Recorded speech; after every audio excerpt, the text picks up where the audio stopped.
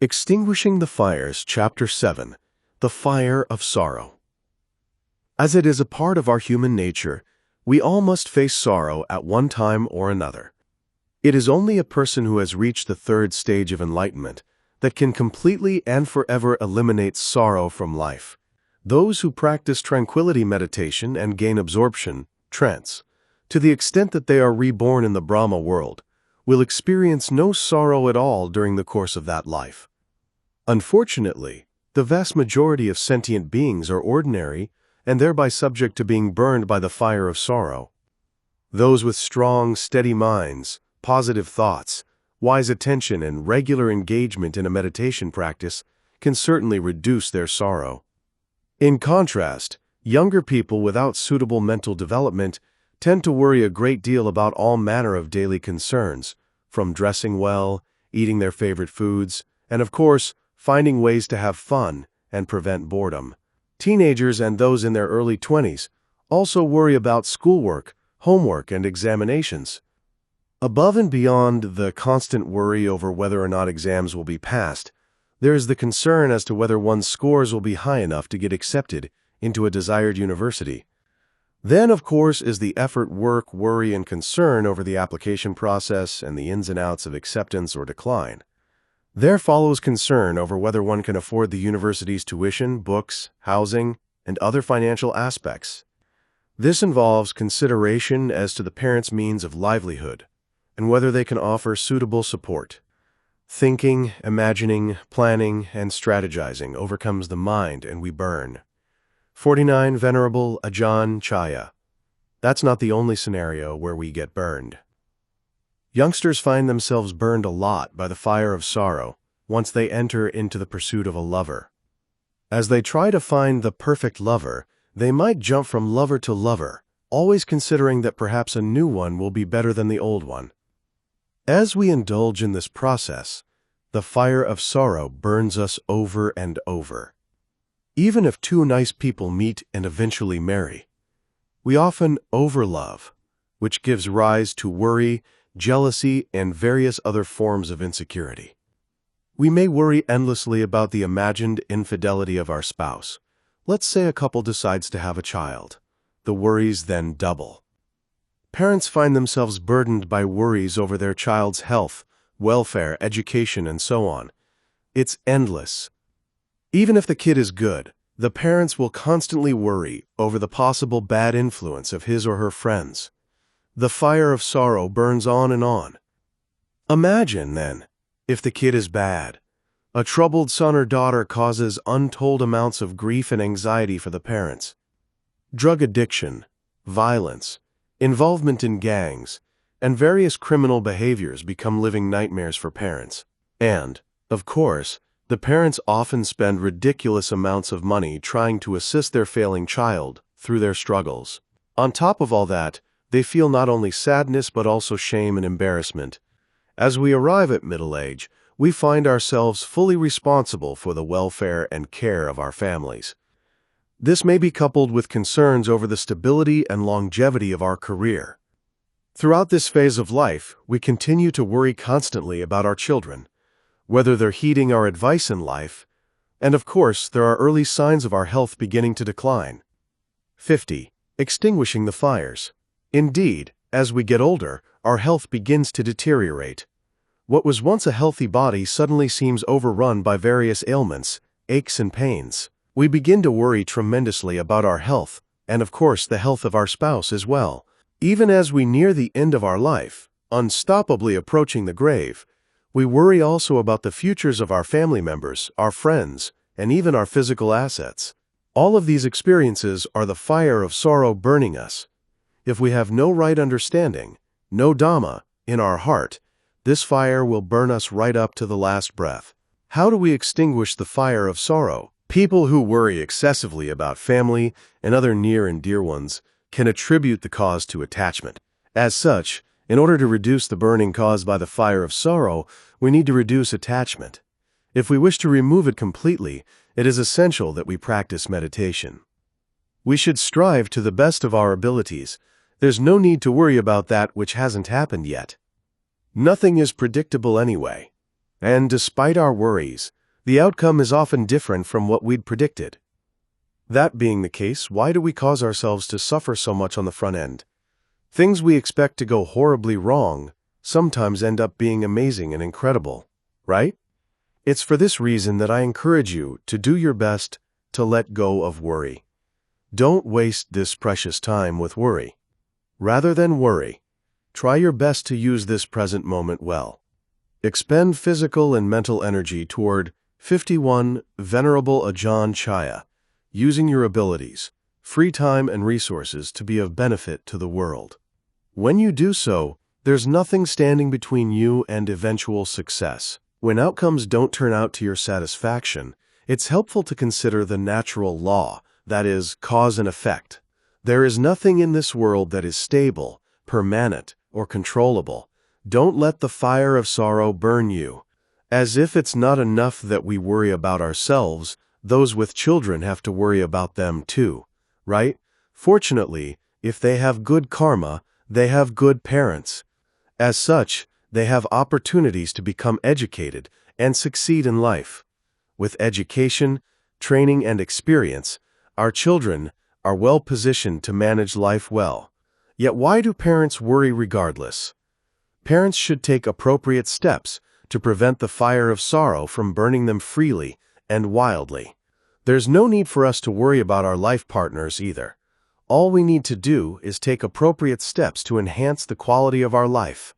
We can elevate our inner qualities by pursuing higher education, fostering lofty ideals, and nurturing loving kindness and compassion in our hearts. When both you and your partner have and develop these qualities, you're positioning your relationship for success. A person with low ambition will usually possess low qualities thoughts.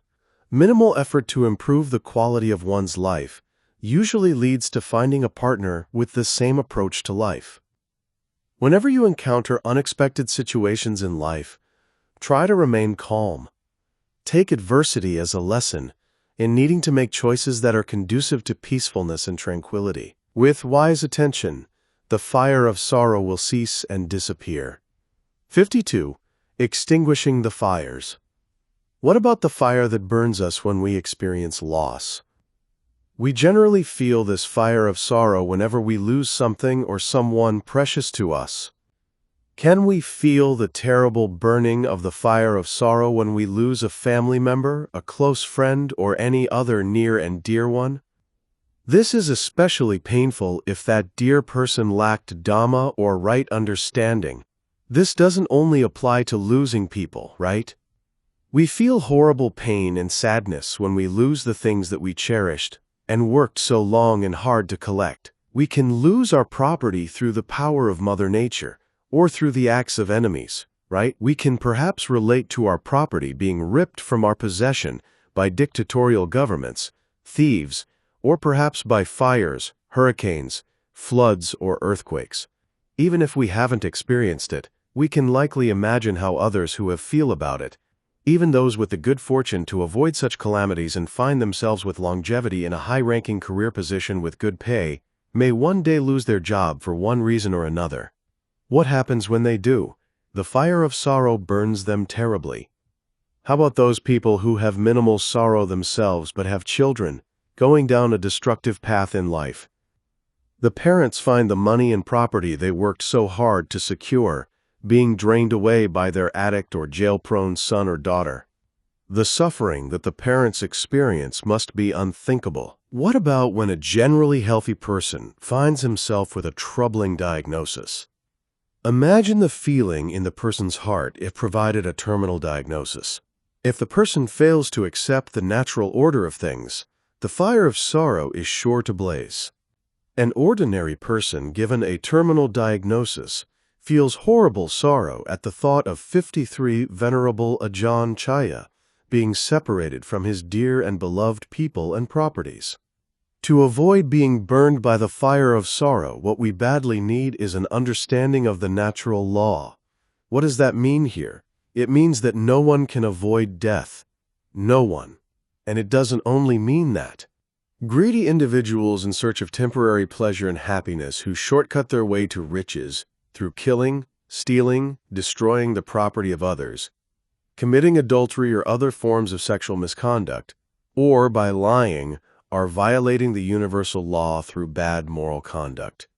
Many people, lawlessly and unrighteously, hurt other people simply to benefit themselves. To add to a bad situation, the use or sale of intoxicating drugs is commonplace. When a person who has behaved this way happens to dwell on his immoral behavior, he may feel sadness or shame. As he does, the fire of sorrow is burning. This feeling is often accompanied by worry that the police could catch them.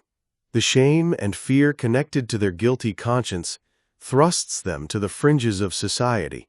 A person whose moral conduct is totally broken is unlikely to be reborn as a human being, as the law of nature will likely trigger rebirth in hell.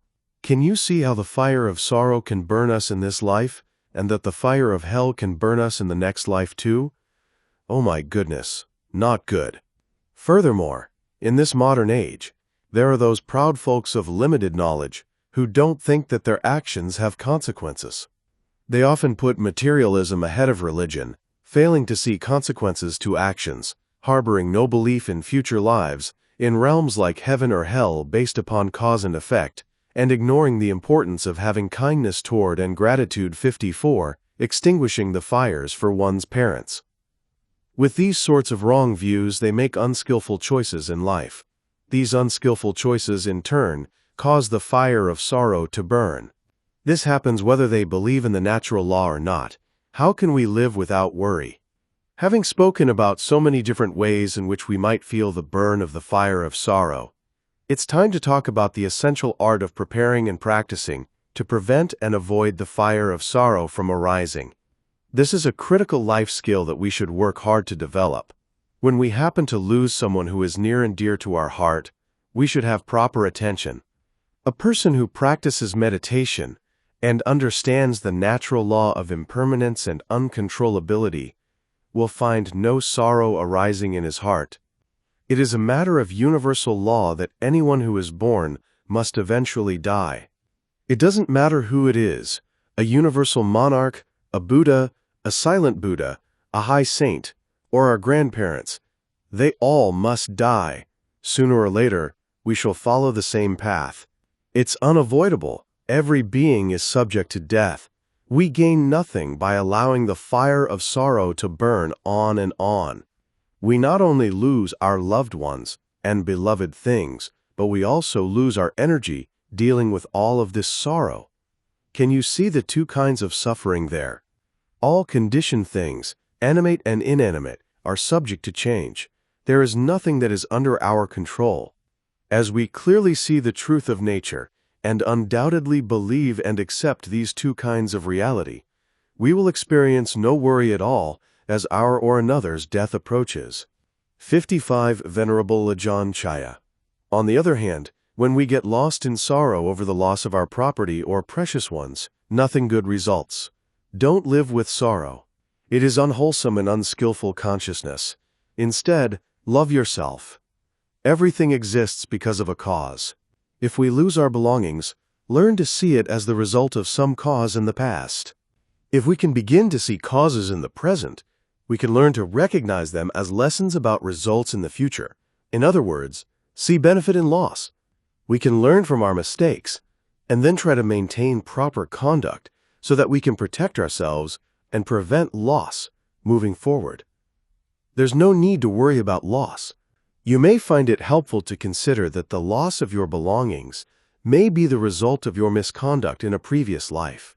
Think of it in terms of needing to pay back that which you owe. You may have done something unfair in the previous life, and now you have to suffer loss in this life. Take it as a lesson to refrain from doing unfair things in this life. After all, the law of karma will produce the same result. What do I mean by that? Let's say you unfairly set fire to someone's property in the previous life. As a result, your property will get burned by someone in this life. If you stole or destroyed someone's belongings in a previous life, in this life someone will steal or destroy your property. This is how the law of nature functions. Nothing is permanent. When we have right thinking and right view, we can find relief from sorrow. In time, Our right thinking and right view will lead us to extinguish the fire of sorrow. Additionally, those who know how to use their resources wisely and properly can practice generosity while nurturing detachment. People who develop qualities like these have no chance of getting 56, extinguishing the fires burned by the fire of sorrow when they face undesirable situations. Why? Because there's no attachment. In particular, those who practice meditation and absolutely know the nature of impermanence leave no room for sorrow to arise. Please practice meditation until you know the nature of impermanence for yourself. When you do, you'll find no need to worry when exposed to health issues. That's especially good news because one's health tends to deteriorate as one's sorrow builds. In fact, most diseases are caused by the mind. For this reason, practicing mental culture is badly needed. If what we are experiencing was caused by our bad karma in the previous life, then we can consider it incurable. There's no doctor capable of preventing the arising of results. The fire of sorrow will subside if we can begin to frame our bad experiences as a necessary paying back of something we've done unskillfully in the past. If what we are experiencing is caused by temperature or weather, then we need to make adjustments appropriate to this situation. With proper clothing, a suitable climate, and sufficient exercise, we put ourselves on a path to better health. Nothing to worry about, right? If what we are experiencing is caused by the foods we often eat, then we should make adjustments to our diet. How? For starters, we can reduce the intake of foods that are not particularly good for us, and we can completely avoid foods that are dangerous to us. We should neither eat nor drink too much, nor too little. Food is medicine, and we should regard every food or drink we consume as vitamins. We should eat healthy foods every day and take supplemental vitamins as appropriate. When we encounter health issues, it is not inappropriate 57 Venerable Ajahn Chaya to see traditional or modern doctors in search of better health. In order to reduce and ultimately free ourselves from severe disease, it's necessary to do meritorious things. We should have a calm, strong, steady, and peaceful mind. To the extent we're able, we should adjust our living environment toward harmonious weather that is neither too hot nor too cold. And, as I just said, we should eat healthy and proper foods, take appropriate supplemental vitamins, and visit doctors when conditions warrant it. As we do the best we can in life, what do we have to worry about? Strong belief in these principles alone is sufficient to reduce, and sometimes remove, disease, except for those caused by past bad karma. That being the case, you can just ignore it. Don't worry. Accept the natural law of impermanence and uncontrollability. When we do, we'll find no reason to suffer the burning of the fire of sorrow. In the meantime, we can radiate our loving kindness out to others and wish that they will not have to suffer as we do. What do we call this? Taking gold from the trash. In other words, making good from the bad. When we do, there's no need to worry anymore. What else can we do? Instead of worrying about the future results of your current misdeeds, change your bad habits in the here and now. Have sympathy for yourself and others, for we can learn the lesson that proper consideration of our past transgressions gives us the opportunity to do virtuous things from that point on. There's no need to worry anymore, right? On the other hand, those who ignore or deny the universal law of morality will be blamed by others and even fail to have respect for themselves. Risk and danger 58 extinguishing the fires can result at any time. Thinking about or otherwise recalling one's uncorrected misdeeds will stoke the coals of the fire of sorrow. After death, one who behaves like this may have to face terror in hell too. Those virtuous, righteous people with perfect morality have no need to worry about anything, as a prosperous life will come easily to them. They can move about in society with pride and self-respect because they have earned their dignity, and when the time of death approaches, there will be no confusion at all. As such, rebirth in a good existence on a good plane is assured. Can you see how morality is good for both worldly affairs and spiritual development? We earn immense benefits, now and in the future.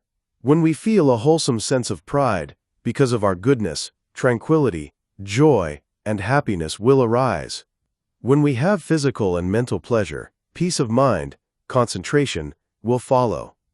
With good concentration, we can see the true nature of mind and matter. When we do, it becomes possible for us to gain absorption and enlightenment. In consideration of the benefits I've just described, I encourage you to make the effort to abandon unwholesome activities and replace them with virtuosity. This, after all, is the main foundation of life and spiritual development. If you follow my advice, the fire of sorrow will weaken, and in time, it will completely disappear. In the scriptures, the Buddha provided much evidence to support my advice. If we move forward without doubt, making appropriate effort to correct our behaviors, unfavorable things in life will go away and be replaced with good things. Why not make the effort to replace bad things? 59 Venerable Ajahn Chaya right here and now. In time, we can experience eternal peace too. What about those who harbor remorse over the wrong view that they once possessed? Firstly, to be free from the fire of sorrow connected to remorse, it's good to find a wise, spiritual person as a friend and guide. Secondly, it's good to hold wise attention that considers the law of cause and effect. What do I mean by that? Well, ask yourself why people are different. Why do some people have a short life, while others have a long life? Why are some people rich, while others work very hard, but remain poor? It's because they behaved differently from one another in past lives. In accordance with the law of righteousness, those who do good things will receive good results, and those who do bad things will receive bad results. There is no one who can oppose this fact of nature. Therefore, it's good to accept this fact, and then try to avoid unwholesome thinking, speaking, and behavior. Do good things as much as you can. If you do, you absolutely will experience the benefits of this good conduct in this life and in the next. What about those who hold on to wrong view? They tend toward rude behavior, wrong actions, and impolite speech. Due to this, they should expect to encounter many undesirable circumstances and periods of unhappiness in life. So by loving oneself, may everyone possess right understanding, have good speech and actions, and then receive good consequences that allow them to live without worry. We can be happy forever. 60.